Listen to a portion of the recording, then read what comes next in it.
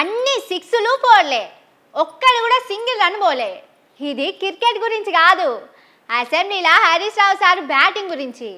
అటు మంత్రులు, కాంగ్రెస్ ఎమ్మెల్యేలు, లాస్ట్కు స్పీకర్ సారు నడుమిట్లు వచ్చినా అందరికి బరాబర్ జవాబు చెప్పుకుంటా 2 గంటల సేపు సినిమా చూపించిండు. పోన్రి, అసెంబ్లీలో మొన్న బడ్జెట్ పెట్టిండు కదా, 3 లక్షల కోట్ల రూపాయలు ఖర్చు పెడతామని భట్టి సారు చెప్పిండు. మొన్న పగటాల సంధి అందరు ఆ లెక్కలు చదువుకొని పాత లెక్కలు తీసి అసెంబ్లీలో మాట్లాడిండ్రు. కానీ పొద్దుగాల హరీష్ రావు మాత్రం లెక్కలన్నీ ముంగట పెట్టి సర్కారోళ్లకు సుక్కలు చూపించిండు. కాంగ్రెస్ పాలనలో 1 రూపాయి ఫీజు రియంబర్స్మెంట్ విడుదల చేశారా? మీ మాటలు గమనం, చేతలు శూన్యం. జాబ్ క్యాలెండర్ కాస్త జాబ్లెస్ క్యాలెండర్ అయింది. యనుమల వారి పాలనలో మరి ఎన్ని భూములు కథం పట్టిస్తారో తెలియదు అధ్యక్ష. ఎన్నికల ముందు ఏమన్నారు? నో ఎల్ఆర్ఎస్, నో బీఆర్ఎస్ అన్నారు. ఎల్ఆర్ఎస్ ఉచితంగా చేస్తామన్నారు.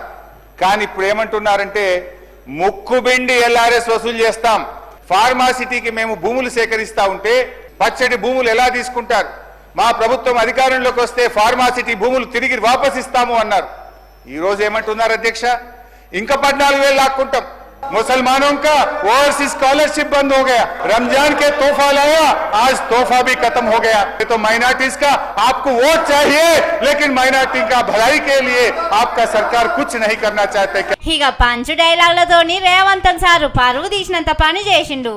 వ్యక్తిగత దూషణలతో మార్చురి కంపు కొడుతున్న ఈ సీఎం గారి హేయమైన ప్రసంగాలను వినలేకపోతున్నారు అధ్యక్ష.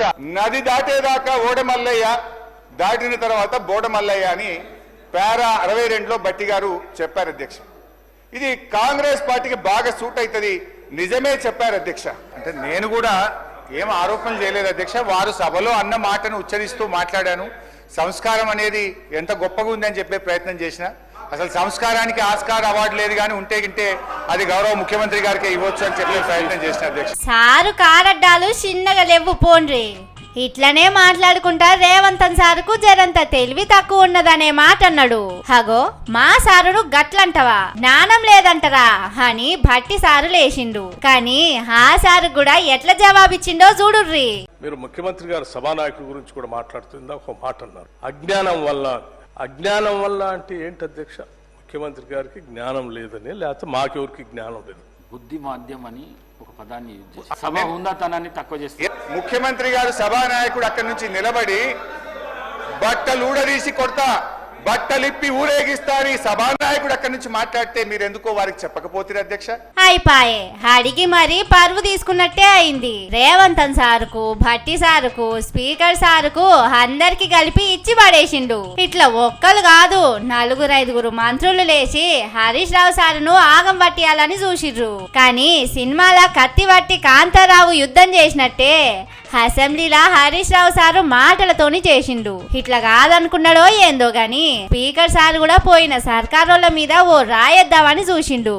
కానీ ఏమైందో చూడుర్రి.